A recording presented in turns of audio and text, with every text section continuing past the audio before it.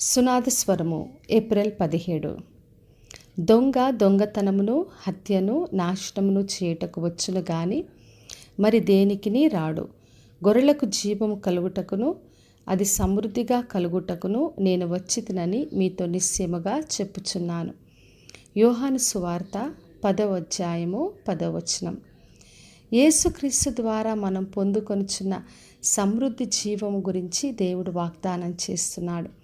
మరి యేసుక్రీస్తు ఈ లోకంలోకి మనకు సమృద్ధి జీవం ఇవ్వడానికి కొరకే వచ్చాడు.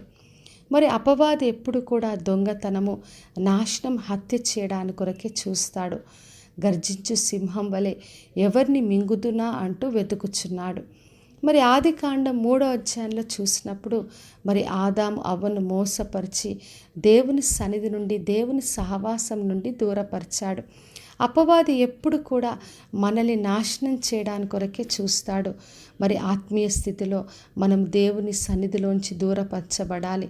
దేవుని చిత్తంలో నిలబడకుండా పాపంలో పడిపోయి నాశనం కావాలని చూస్తాడు.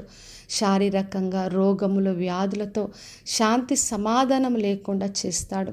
కుటుంబాల్లో ఐక్యత లేకుండా, ప్రేమ లేకుండా, భార్యాభర్తల మధ్యలో శాంతి సమాధానం లేకుండా చేస్తాడు. కుటుంబంలో, పిల్లల్లో మరి ఎక్కడ చూసినా వ్యసనాలు, బంధకములో పడి నాశనం కావాలని ప్రయత్నం చేస్తాడు. మరి సంఘములో ఐక్యత లేకుండా, మరి సంఘములో ప్రేమ లేకుండా చేస్తాడు. ఎక్కడ చూసినా కూడా దొంగతనము, నాశనం, హత్య చేయడానికి కొరకే అపవాది ప్రయత్నం చేస్తాడు. అయితే యేసుక్రీస్తు అపవాది యొక్క క్రియలన్నీ నశింప చేయడానికి కొరకే వచ్చాడు. అందుకే యోహాను రాసిన మొదటి పత్రిక 3వ అధ్యాయం 8వ వచనం రాయబడింది. అపవాది క్రియలను లయపరచుటకే దేవుని కుమారుడు ప్రత్యక్షమాయెను అని. కాబట్టి నా ప్రియ సహోదరి, సహోదర, యేసుక్రీస్తు ద్వారా మనం సమృద్ధి జీవం పొందుకొనుచున్నాం. అపవాది ఏది నాశనం చేయాలనుకున్నా, ఏ విధంగా మనల్ని ఆయన నశింప చేయాలనుకున్నా, యేసుక్రీస్తు ద్వారా మనం సమృద్ధి జీవాన్ని పొందుకొనుచున్నాం.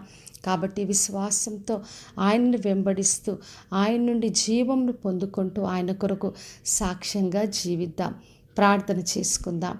పరలోకమందున్న మా తండ్రి, మా దేవ, ఈరోజు ఇచ్చిన వాగ్దానం కొరకే వందనాలు తండ్రి. అపవాది మరి దొంగతనము, నాశనం, హత్య చేయడానికి చూసినప్పటికీ దేవా, మీరు మాకు సమృద్ధి జీవము కలగచేస్తున్నందుకు స్తోత్రం.